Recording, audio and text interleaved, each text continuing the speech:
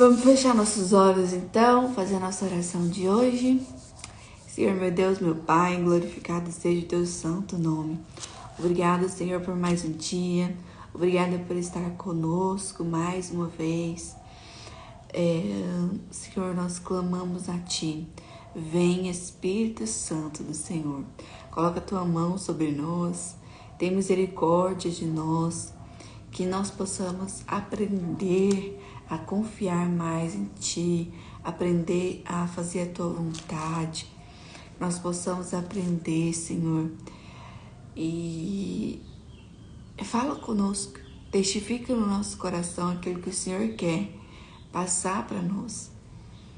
Em nome de Jesus, ajuda cada uma nas dificuldades e que nós possamos aprofundar e crescer cada dia mais, amadurecer no Espírito Santo do Senhor. Em nome de Jesus. Amém. Bom dia, Eliana. Bora. A gente faz esse estudo todos os dias aqui da Bíblia. E hoje, então, a gente vai fazer Jeremias, do 26 ao 29. 26 ou 29, né? Eu coloquei 25 aqui, mas é 26. Bora então. Abram suas Bíblias e acompanhem conosco. Jeremias, capítulo 26. No princípio do reinado de Jeoaquim, filho de Josias, rei de Judá, veio essa palavra do Senhor. Assim diz o Senhor: põe-te no átrio da casa do Senhor e dize a todas as cidades de Judá que vêm adorar a casa do Senhor todas as palavras que eu te mando lhes digas. Não omitas nenhuma palavra sequer. Bem pode ser que ouçam e se convertam, cada um do seu mau caminho.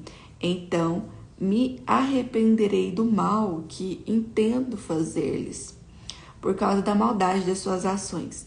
Disse-lhes, pois, assim diz o Senhor: se não me derdes ouvidos para andardes a minha lei, que pus diante de vós, para que ouvisseis as palavras dos meus servos, os profetas, que começando de madrugada vos envio, posto que até aqui não me ouviste, então farei que esta casa seja com Siló. Bom dia, Alexandra. E farei dessa cidade maldição para todas as nações da terra. Estamos aqui no versículo 7 do capítulo 26. Começamos agora. Os sacerdotes, os profetas e todo o povo ouviram a Jeremias quando proferira essas palavras na casa do Senhor.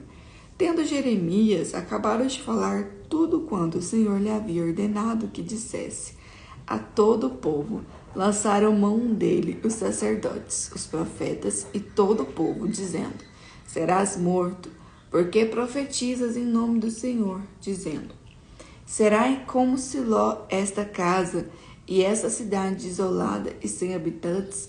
E ajuntou-se todo o povo contra Jeremias na casa do Senhor. Então já não estava fácil para Jeremias, né, gente? E aqui no versículo 20, no capítulo 26, versículo 2, Jeremias é chamado para proclamar a palavra de Deus no templo do Senhor, no templo do Senhor. Então ele é convidado. O centro religioso de Judá, paradoxalmente, o templo havia deixado de ser um lugar da verdadeira adoração e instrução piedosa e tinha se tornado um ponto fraco de idolatria e falsidade, contrário aos propósitos de Deus. Jeremias precisaria de grande coragem para encarar essa oposição. E aí chegou lá, o que aconteceu? Olha aí. Deus sabia qual seria a reação do povo. No versículo 3 aí, fala: numa ocasião anterior, havia descrito sua incapacidade de mudar e a inevitabilidade do julgamento. Nesse caso, porém, usa uma linguagem que reflete o vocabulário da aliança. Em sua misericórdia, Deus deu ao povo várias oportunidades de se arrepender. Então, Deus já sabia que o povo ia reagir mal ao que Jeremias estava falando, né? E do 7 ao 9, aqui, por ironia, os falsos profetas, os sacerdotes e o povo acusam Jeremias de profetizar falsamente e estavam prontos para matá-lo. Em sua corrupção, o povo chama o mal de bem e o bem de mal. Falar da destruição do templo, que era considerado inviolável, correspondia a blasfemar. O santuário em Siló havia sido destruído pelos filisteus no tempo de Samuel. Tanto que quando Jesus falou que ele ia derrubar o templo e construir em 3 dias, o que o povo fez? Condenou Jesus. E começou a falar que ele estava blasfemando. Blasfemo, blasfemo, né? O povo gritava. E aqui, da mesma forma, foi com Jeremias.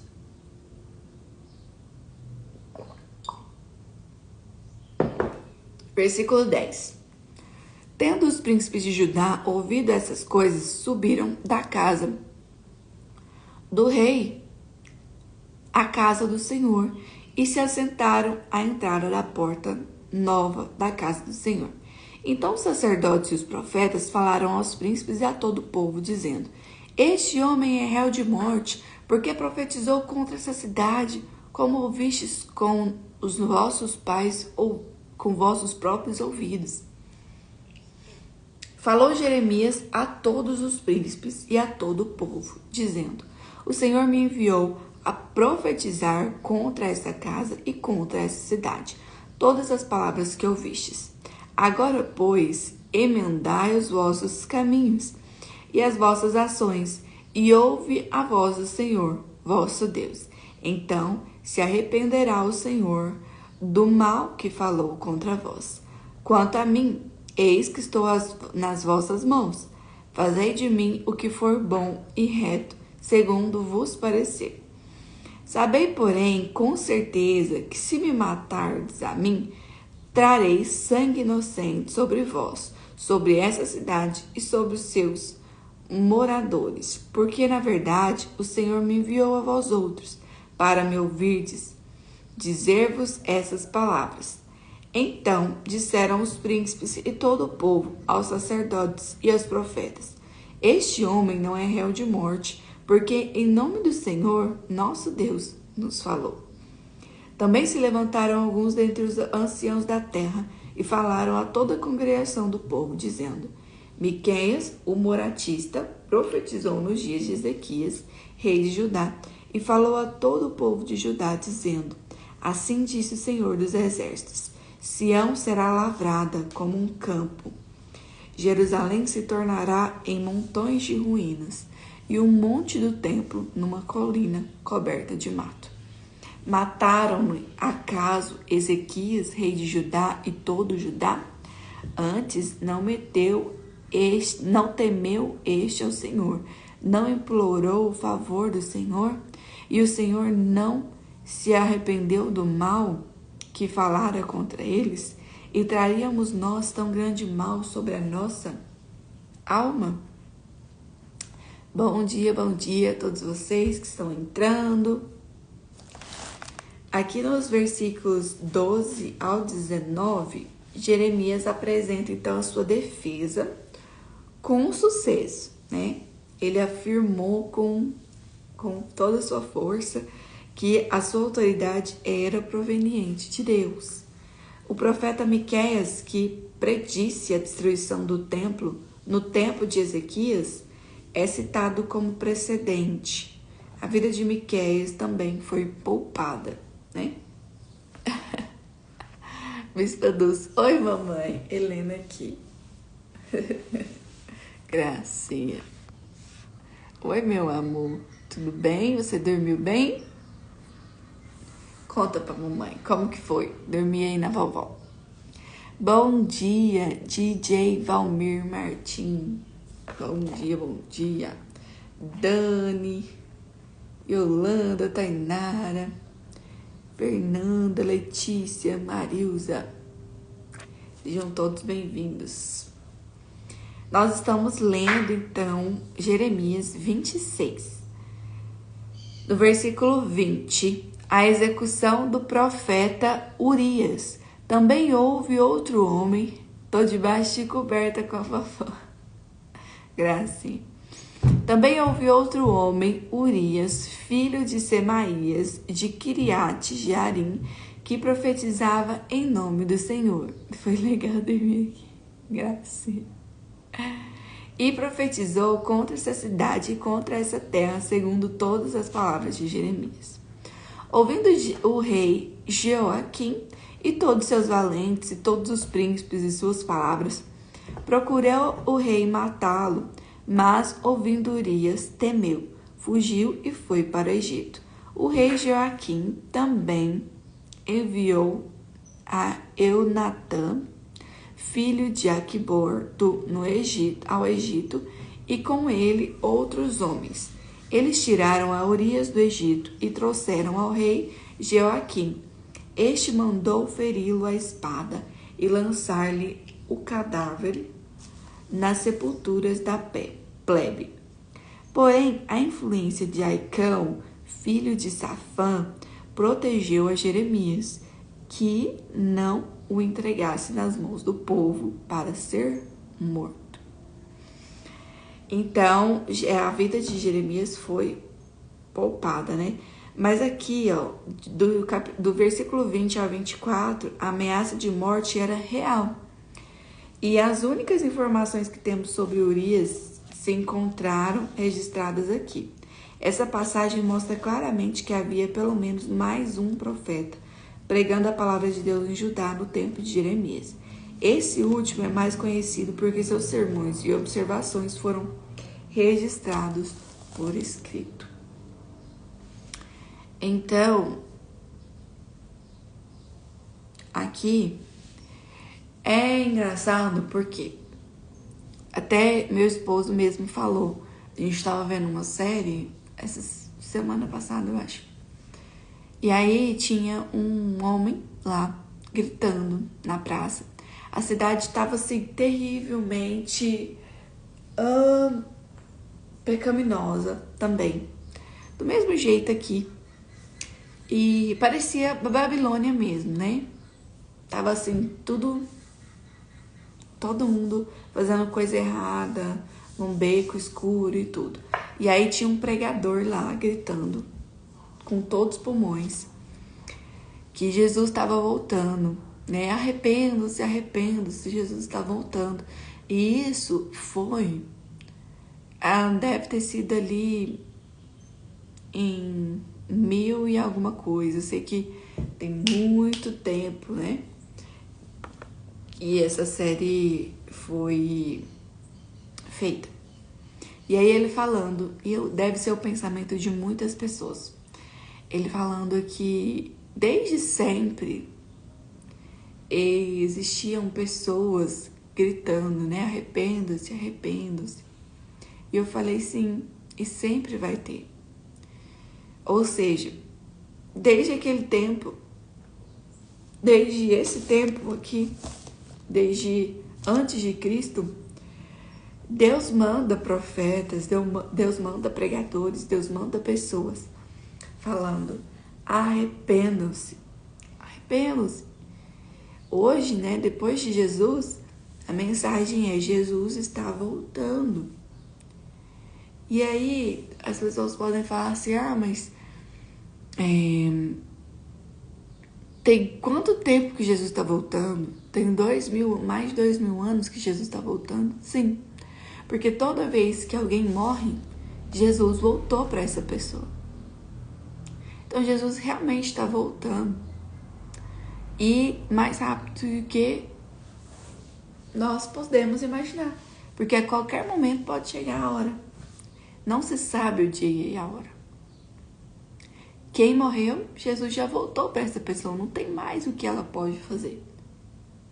Entende? Então, às vezes, pode ter essa confusão aí, né? Eu lembrei disso porque eu lembrei dos profetas gritando. E é aqui no capítulo 27, bora lá. Os canzis simbólicos. No princípio do reinado de Zedequias, filho de Josias, rei de Judá, veio da parte do Senhor essa palavra a Jeremias.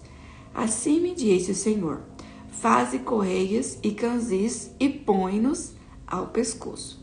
E envia outros ao rei de Edom, ao rei de Moabe, ao rei dos filhos de Amon, ao rei de Tiro e ao rei de Sidom, por intermédio dos mensageiros que vieram a Jerusalém ter com Zedequias, rei de Judá. Ordena-lhes que digam aos seus senhores: assim diz o Senhor dos exércitos, o rei de Israel, assim direis a vossos senhores: eu fiz a terra, o homem e os animais que estão sobre a face da terra, com o meu grande poder e com o meu braço estendido, e os dou àqueles a quem for justo. Agora eu entregarei todas essas terras ao poder de Nabucodonosor, rei da Babilônia, meu servo, e também lhe dei os animais do campo para que os sirvam. Todas as nações servirão a ele, a seu filho e ao filho do seu filho, até que também chegue a sua vez, a vez da sua própria terra, quando muitas nações e grandes reis o fizerem seu escravo. Se alguma nação e reino não servirem o mesmo Nabucodonosor, rei da Babilônia, e não puserem o pescoço debaixo do jugo do rei da Babilônia, a essa nação castigarei com espada e com fome e com peste, diz o Senhor, até que eu a consuma pela sua mão. Não deis ouvidos aos vossos profetas e aos vossos adivinhos, aos vossos sonhadores, aos vossos agoureiros e aos vossos encantadores, que vos falam, dizendo: não servireis o rei da Babilônia, porque eles vos profetizam mentiras para vos mandarem para longe da vossa terra, e para que vos expulse e pereçais. Mas a nação que meter o pescoço sob o jugo do rei da Babilônia e o servir, eu a deixarei na sua terra, diz o Senhor, e lavrá-la-á e habitará nela. Falei a Zedequias, rei de Judá, segundo todas essas palavras, dizendo: metei o pescoço no jugo do rei da Babilônia, serviu a ele e ao seu povo, e vivereis.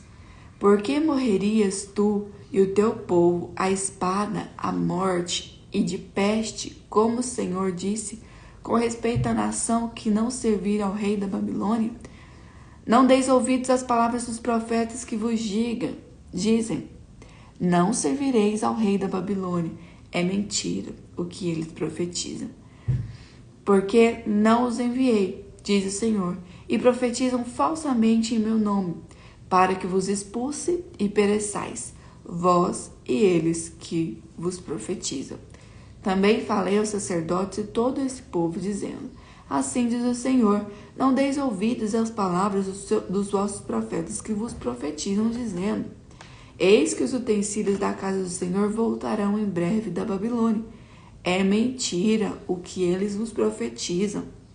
Não lhes deis ouvidos, servi ao rei da Babilônia e vivereis, porque se tornaria essa cidade em desolação? Porém, se são profetas, e se a palavra do Senhor está com ele, que orem ao Senhor dos exércitos, para que os utensílios que ficaram na casa do Senhor e na casa do rei de Judá e em Jerusalém não sejam levados para a Babilônia.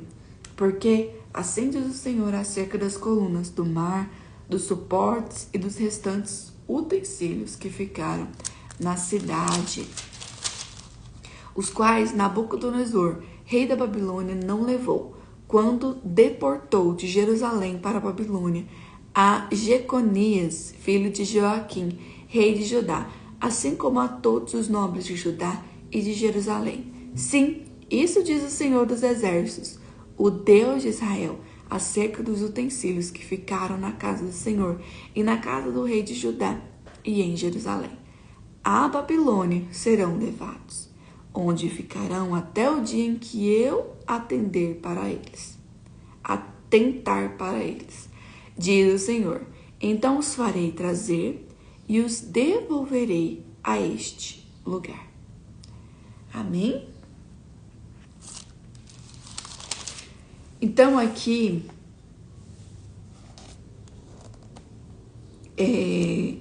olha para você ver. Dos versículos 2 ao 6, correias e canzis eram símbolos de sujeição política. O Senhor soberano controla todas as nações. Então, aqui só para a gente entender essa linguagem, né? Os kanzis simbólicos eram símbolos da sujeição política, que Deus estava no controle ali. Ele está sempre, né? Controlando as nações. No versículo 5, a autoridade de Deus sobre as terras é fundamentada no papel como criador de todas as nações. As decisões de Deus se originam do plano eterno. Ele sempre age de acordo com a sua sabedoria. Ele é justo e o seu poder. Aqui fala, né? Aqui, ó. Com o meu grande poder e com o meu braço estendido, eu dou àquele a quem for justo. Então, é o Senhor quem dá. Aí, ó. Eu fiz a terra. Eu fiz a terra. Então, ele tá falando, eu sou o Criador dos céus e da terra. Eu fiz o homem e os animais que estão sobre a face da terra, com o meu grande poder. Então, eu tenho autoridade. Deus está falando. Sou eu quem dou àquele a quem for justo. Glória a Deus. No versículo 6, Nabucodonosor é identificado como servo do Senhor. Dá para imaginar? Olha aí, eu entregarei todas essas terras ao poder de Nabucodonosor, rei da Babilônia, meu servo. E também lhe dei os animais do campo para que os sirvam. Dá para imaginar o rei da Babilônia como servo do Senhor? Ou seja, quem está a serviço de Deus é servo do Senhor. Independente de onde ele nasceu, independente de qualquer coisa, ele está cumprindo o propósito de Deus. Ele seria um instrumento por meio do qual Deus julgaria o seu povo. O fato de até mesmo os animais do campo servirem o rei da Babilônia mostra a extensão do poder de Deus, que Deus concederia a Nabucodonosor. Gente, isso é forte, muito forte. E nos versículos 9 ao 14, os profetas da corte que serviam os reis das nações provavelmente não passaram de fantoches. Sua função social era tornar os deuses favoráveis ao regime vigente.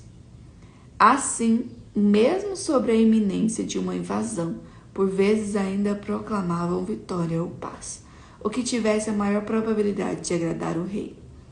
Infelizmente, dos descendentes de Davi haviam cedido à tentação de empregar a prática pagã em Judá. Então, infelizmente, né, aquele povo estava só desagradando a Deus. E do 16 ao 22, os utensílios da casa do Senhor eram os acessórios usados no culto e serviço do templo. O ato de tomar esses objetos era considerado uma vitória dos deuses, do conquistador sobre os deuses do povo derrotado, né?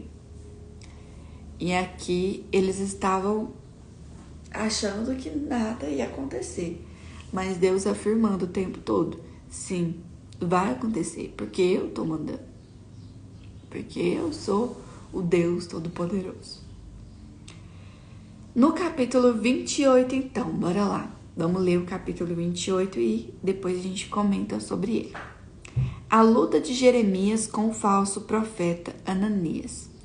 No mesmo ano, no princípio do reinado de Zedequias, rei de Judá, isso é, no ano quarto, no quinto mês, Ananias, filho de Azur e profeta de Gibeão, me falou na casa do Senhor, da presença dos sacerdotes e de todo o povo, dizendo: Assim fala o Senhor dos exércitos, o Deus de Israel, dizendo: Quebrei o jugo do rei da Babilônia.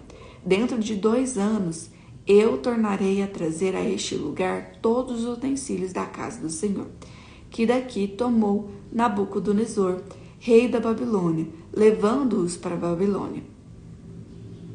Também a Jeconias, filho de Jeoaquim, rei de Judá, e todos os exilados de Judá que entraram na Babilônia, eu tornarei a trazer a este lugar, diz o Senhor, porque quebrei o jugo do rei da Babilônia.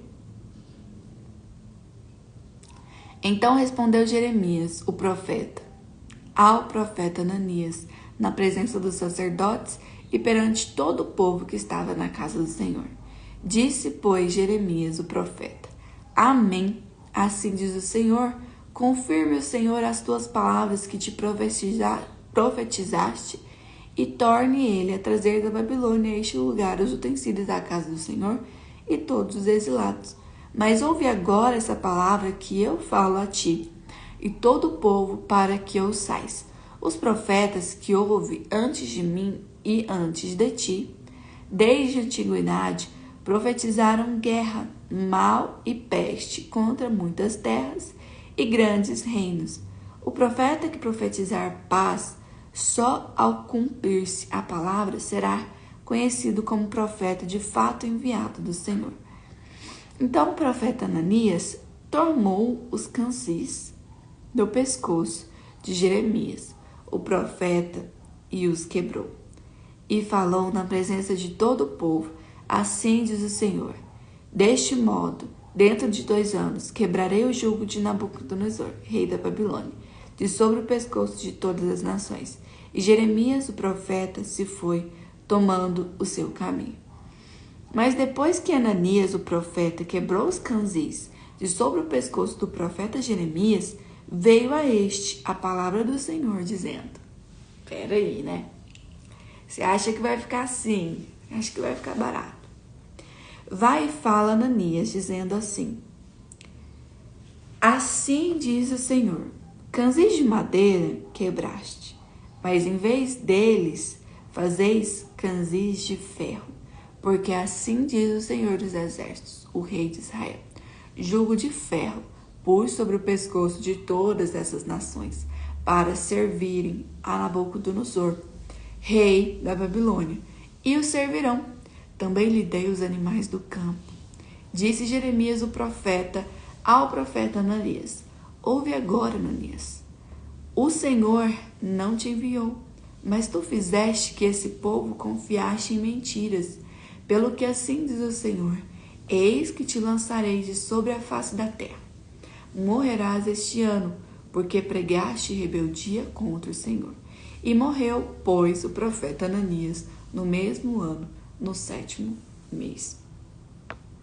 Então, gente, a gente tem que ter muito cuidado quando a gente lança uma palavra, quando a gente fala algo para alguém, quando a gente dá certeza sobre uma coisa, porque às vezes não é isso que Deus quer.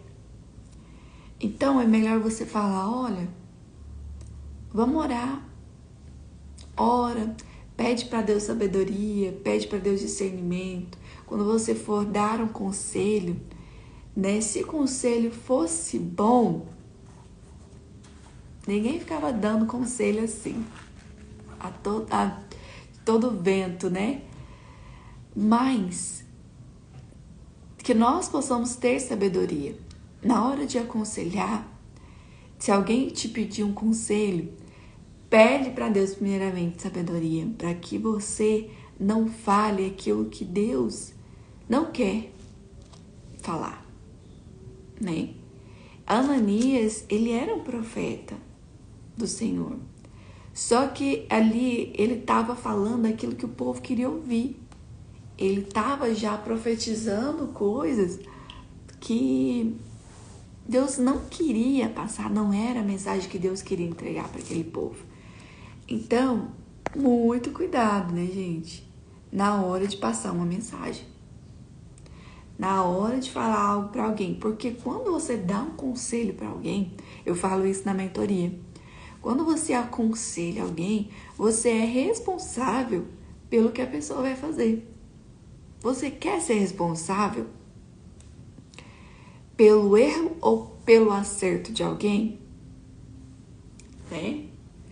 Então, por isso que até os psicólogos, até os terapeutas, até as pessoas que trabalham com a mente são orientadas a não dar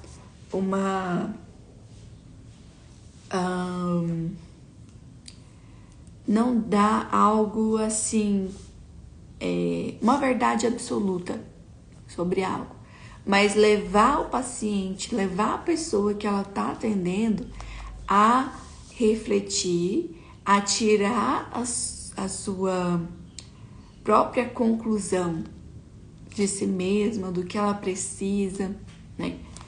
E tem pessoas que sim, que dão diagnóstico, né? Com certeza. Os médicos estudam para isso, mas até os médicos, eles são passíveis de erro, né? Então, Deus não erra. Ou a única coisa que a gente pode saber é que Deus não erra, né? Por isso que eu confio em Deus acima de todas as coisas. Quando eu fui ter um parto, que é um momento tão especial na vida da mulher, eu sempre fui, né, por essa linha. Antes eu queria fazer tudo conforme a minha vontade. Antes eu achava que eu ia planejar a gravidez, eu ia parir, tudo do meu jeito, do jeito que eu queria. Tirei o remédio. Vou só compartilhar isso daqui para exemplificar, porque eu acredito que pode e vai falar muito com você também.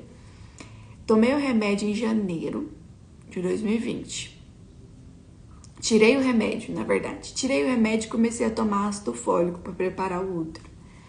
Fui no médico, fiz todos os exames, o médico falou: tudo bem, você pode engravidar. Já tinha muitos anos que eu tomava remédio anticoncepcional, por isso que eu fiz esse processo, né? Tá, demorou uns 10 meses, porque eu engravidei em outubro. Foi em outubro, eu acho. Não, engravidei em setembro, eu acho. Tá, mas demorou muito tempo pra engravidar. Eu achei que ia ser assim, rápido, né? Mas demorou muito tempo. Engravidei e perdi. E aí aconteceu várias coisas, né? Fiz um propósito com Deus. Engravidei novamente no outro mês. E também achei que podia demorar um pouco, né, para engravidar. Mas enfim, Deus me mostrando que Ele que estava no controle, né? Quando eu achava que algo era o certo, Deus me mostrava que era Ele que ia fazer e pronto. Comecei a gravidez, a minha família inteira foi parto cesáreo. Família inteira parto cesáreo. Então, comecei a gravidez confiando que eu ia fazer um parto cesáreo, cerimonialista, né? Então eu queria agendar, queria programar, marquei até maquiagem. Queria maquiar, queria fotografar e tudo. E aí fui estudar sobre o parto. E o que Deus falou comigo?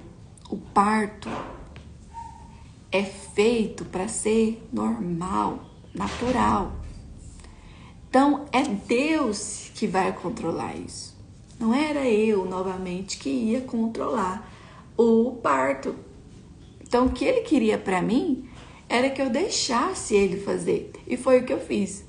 Eu não confiei nem no médico, nem em mim, nem em pessoa nenhuma. E aí as pessoas pagam caríssimo por um médico, né? E aí Deus falou comigo.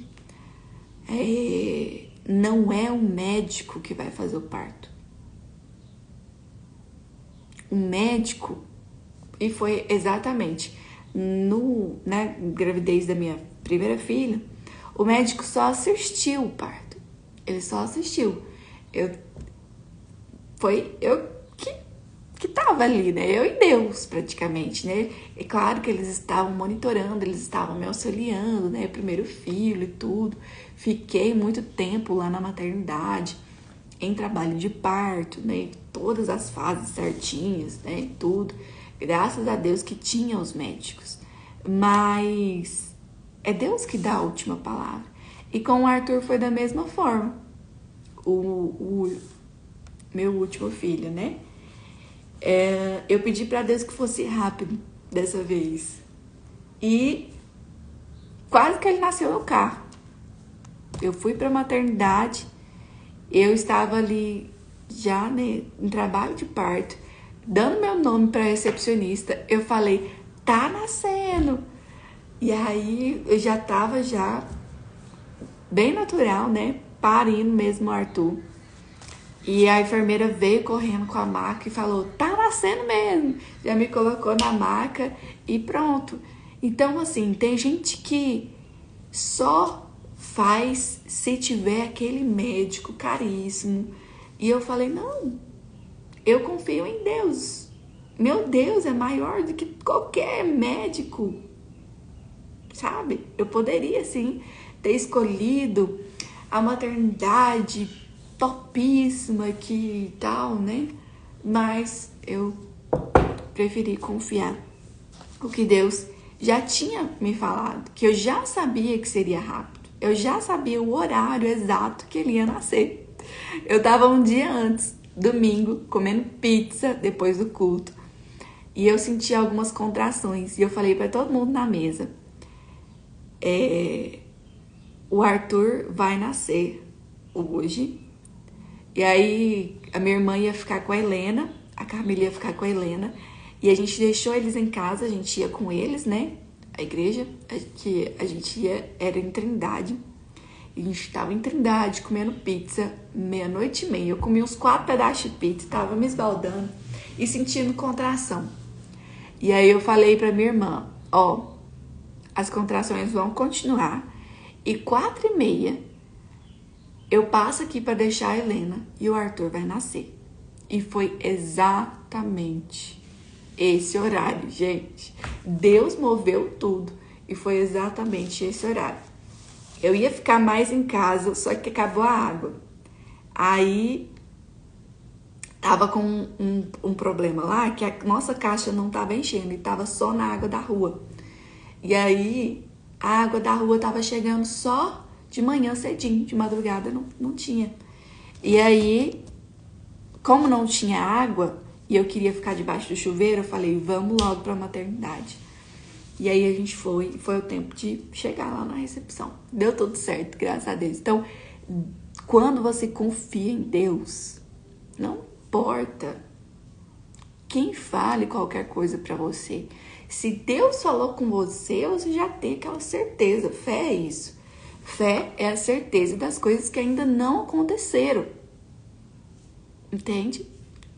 Então a gente tem que ter a cabeça firmada, pautada na fé. Bom dia, Dulce.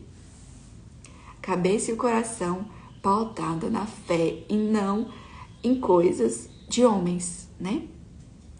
Saudade, Dulce, saudade. Hoje eu vou voltar. Bora, viu? Nosso funcional. 7 horas, né? Bora. Então, meninas, vamos ler o último capítulo de hoje, capítulo 29, pra gente finalizar o nosso estudo de hoje, beleza? A carta de Jeremias aos cativos da Babilônia. São essas palavras da carta de Jeremias. O profeta enviou de Jerusalém ao resto dos anciões.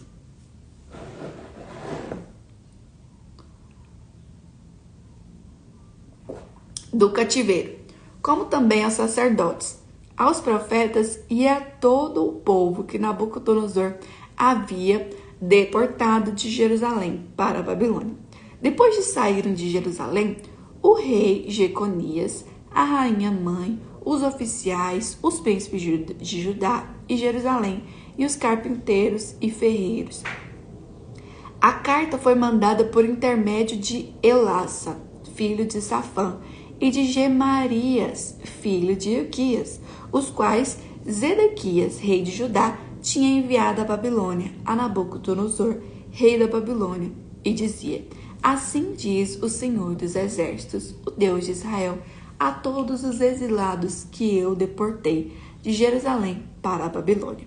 Edificai casas e habitai nelas, plantai pomares e comei o seu fruto. Amém, Eliana. Tomai esposas e gerai filhos e filhas. Tomai esposas para vossos filhos e dai vossas filhas a maridos, para que tenham filhos e filhas. Multiplicai-vos aí e não vos diminuais. Diminuais. Procurai a paz da cidade para que vos desterrei e orai por ela ao Senhor, porque na sua paz vós tereis paz. Aqui no versículo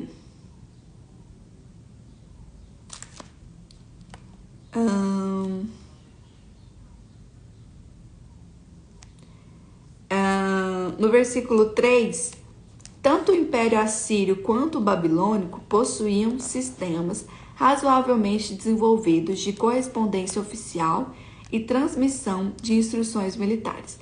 As mensagens particulares, porém, costumavam ser enviadas por mensageiros pessoais. Nesse caso, Jeremias enviou a carta por mensageiros reais, funcionários de alto escalão, pertencentes à classe sacerdotal que talvez estivessem levando tributos para o rei da Babilônia. Então, aqui era uma carta de Jeremias aos reis, falando o que eles tinham que fazer, né?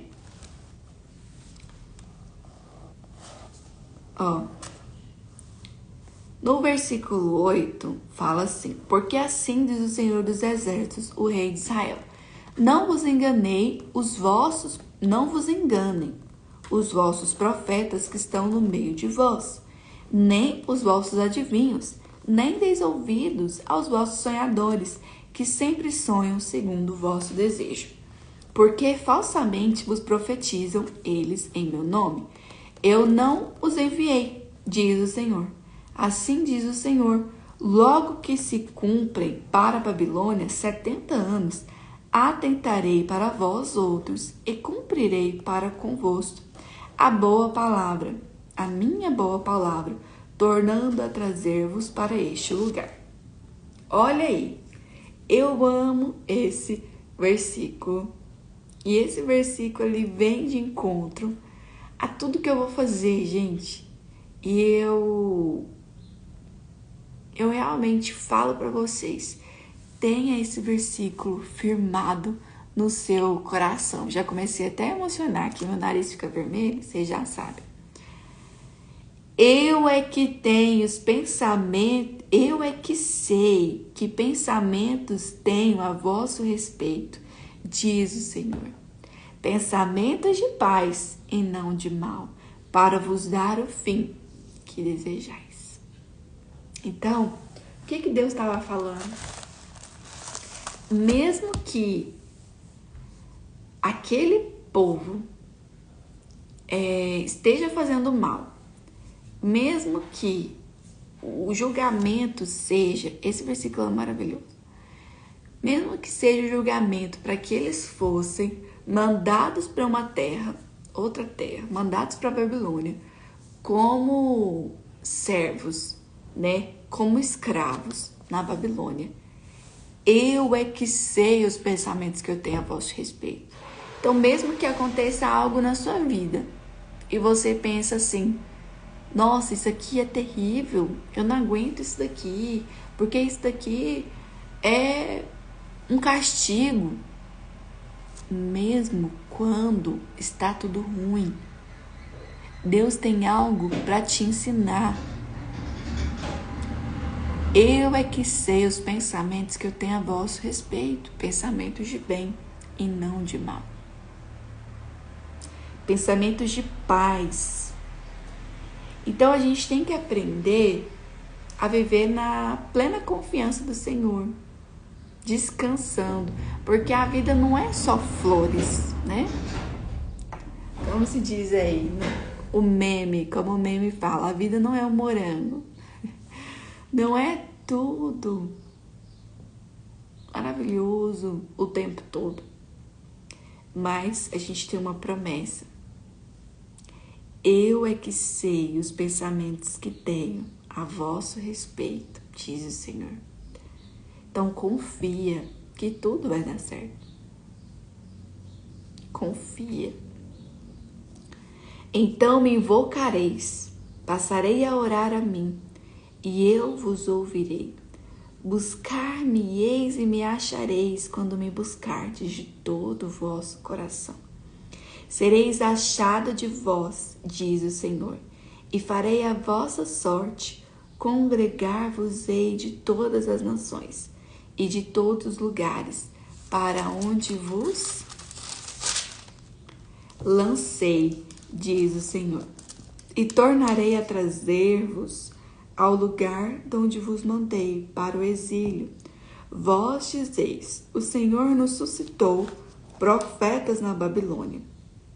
Mas assim diz o Senhor a respeito do rei que se assenta no trono de Davi e de todo o povo que habita nessa cidade, vossos irmãos que não saíram convosco para o exílio.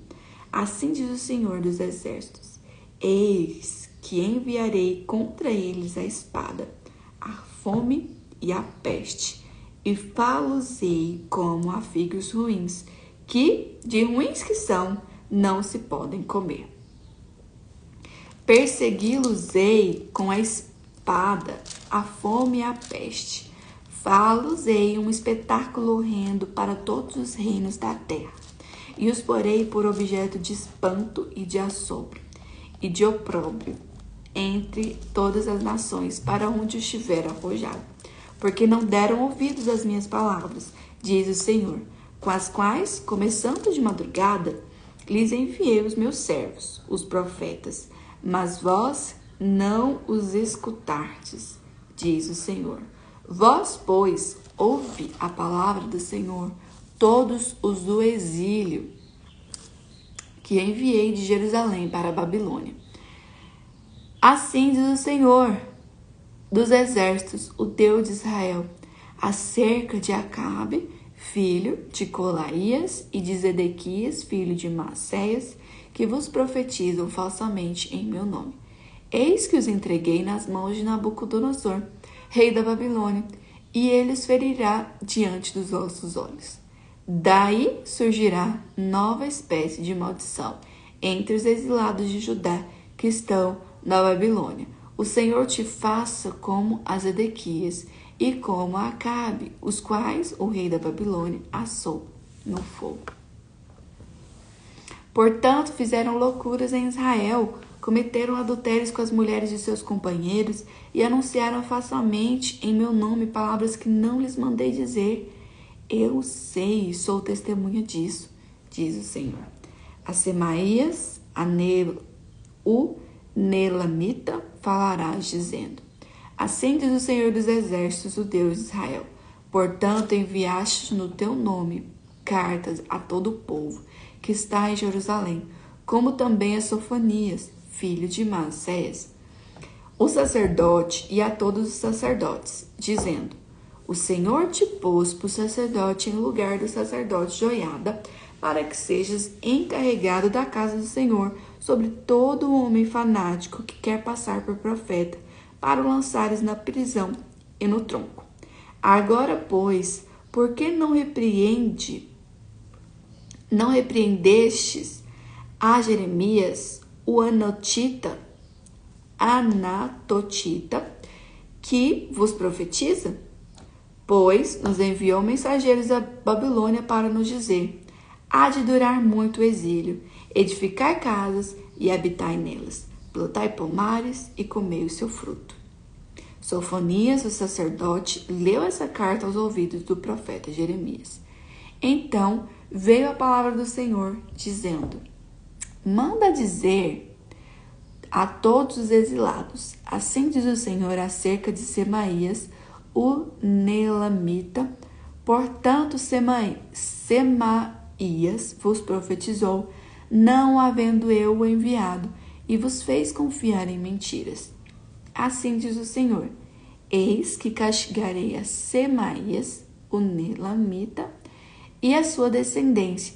Ele não terá ninguém que habite entre este povo, e não verá o bem que hei de fazer ao meu povo, diz o Senhor, porque pregou rebeldia contra o Senhor. Então, finalizamos o capítulo 29 e vamos comentar aqui. Do versículo 4 ao 9, a Babilônia seria o lar dos exilados durante cerca de 70 anos. É o que fala aqui no versículo 10, né? E assim, eles são instruídos a buscar não apenas a propriedade pessoal, mas também o bem-estar da cidade. Deus melhoraria as condições da cidade em função da presença e das orações do seu povo. Olha aí. Gente, quem aí já percebeu? Quem aí já percebeu que quando um servo do Senhor, um povo de Deus, o povo de Deus mesmo, entra num lugar, entra numa cidade, entra numa loja, entra num trabalho, as coisas mudam, as coisas começam a prosperar, as coisas começam a evoluir. Quando você começa um relacionamento, a vida do seu esposo começa a melhorar, começa a prosperar, a crescer. Seu esposo começa a amadurecer. Os seus filhos são bem-sucedidos. Seus filhos são prósperos. Já vi isso diversas vezes. Gente, não é à toa que isso acontece. Não é à toa que isso acontece. Deus tem uma promessa com os servos dele, com os filhos dele, que onde pisar a planta dos pés, aquele lugar vai prosperar. Seja ali o povo sendo levado cativo para a Babilônia, por causa do povo de Israel, de Jerusalém, Babilônia iria prosperar. Eu já vi isso acontecendo várias vezes. A gente entra numa loja, não tem ninguém na loja. E aí você fica ali um pouquinho, né? Uns 10 minutos. Você vê que a loja vai enchendo, todo mundo vai chegando. E é uma coisa interessante que acontece com o povo de Deus. Interessante o jeito que Deus faz, né? O que Deus faz. E a comida? Vou nem falar, né? A Bispa Dulce, quando põe a mão na comida, a comida multiplica, né? E não tem falta. Não tem falta. Olha aí. A graça comum de Deus. Suas bênçãos a incrédulos com base na criação muitas vezes é associada à graça especial para com o seu povo, de modo que a presença de seus filhos numa comunidade beneficia essa comunidade como um todo. Olha aí. A presença dos filhos de Deus numa comunidade beneficia essa comunidade como um todo. É uma promessa sobre nós, os filhos do Senhor. E aí, infelizmente, o que acontece? Muitas pessoas chegam na igreja, Deus prospera essa pessoa. Deus dá um carro, Deus dá filho, Deus dá um emprego dos sonhos, trabalho dos sonhos. E aí o que essa pessoa faz? Sai da igreja. Porque ela já tem tudo que ela queria. Porque ela já é próspera. Porque o trabalho começa a atrapalhar. Deus abençoou com o carro, mas ela já não pode colocar o carro dela para levar os irmãos para a igreja. Sabe, gente? Aí o negócio fica meio ruim, né? Fica meio ruim. Mas bora lá. Versículo 16 ao 19 fala sobre o julgamento daqueles que não foram levados para a Babilônia e contrasta com a bênção do remanescente fiel. O remanescente na Babilônia receberia paz e prosperidade e voltaria à terra. Os outros sofreriam guerra, fome, enfermidade e exílio permanente. Amém? Então é isso, maravilhosas. Esse foi o estudo de hoje. Espero que tenha feito sentido para vocês. Convide as suas amigas para participar, para ler a Bíblia com você. Amanhã vamos, então, passar para o capítulo 30. Bem? Bora. Feche seus olhos. Vamos fazer a nossa oração. Senhor, meu Deus, meu Pai, glorificado seja o teu santo nome. Senhor, nós louvamos a Ti, Pai, por uma palavra tão rica, por uma palavra que nos ensina tanto, uma palavra que nos exorta e ao mesmo tempo nos traz esperança, nos traz promessas de paz e de bem, de prosperidade para o seu povo, para os seus servos. Senhor, que nós possamos ter essa fé inabalável, essa confiança inabalável, que não importa o que aconteça, o Senhor está no controle de tudo. Que nós possamos entregar totalmente o controle para o Senhor. Que o Senhor faça a diferença nos nossos lugares, nos nossos lares. Que o Senhor faça a diferença no nosso trabalho, na nossa vida, na nossa família. E que a tua promessa, o teu propósito possa se cumprir, a tua vontade possa se cumprir todos os dias, hoje e sempre, em nome de Jesus. Amém. Amém, maravilhosas? Então é isso, Deus abençoe poderosamente e bora. Até amanhã.